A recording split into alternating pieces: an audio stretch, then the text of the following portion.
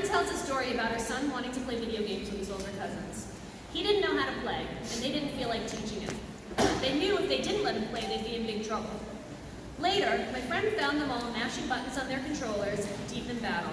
She was pleased the older boys had taken the time to teach him to play. Then she noticed her son's controller wasn't plugged in. She asked the cousins why. They said it would take too long to teach him. They said he really only wanted to feel like he was playing. Showing him how to play for real was too much work. Her son could have learned the game if the boys had been willing to teach him, but that's the casual neglect of cousins. As my friend tells it, it's a funny story. It's not so funny when the mayor does it. In New York City, if you don't live in one of a handful of districts, it's a toss-up whether your child will leave school adept in reading, writing, and math. It's a rigged game. Last year, fewer than half of city 3rd through 8th graders demonstrated proficiency in those subjects. Only a third of Black and Latino students did. That is not the children's failure. We have one of the most segregated school systems in the country. ZIP code decides the education a child receives.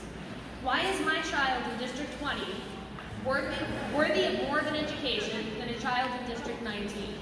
Why is a child from District 2 worthy of more than both of them? This test debate is a misdirection. There's nothing wrong with the SHSAT. It's an appropriate test to get into a program that relies on the skills being tested. The mayor's 7% solution is a cynical cover-up that pretends city children receive an education they're not getting, and it completely ignores 93% of the kids.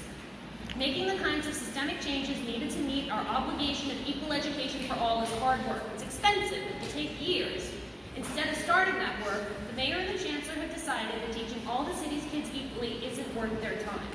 They've decided to skip it and cover up that abdication by handing over an unplugged controller and hoping none of the parents are paying attention.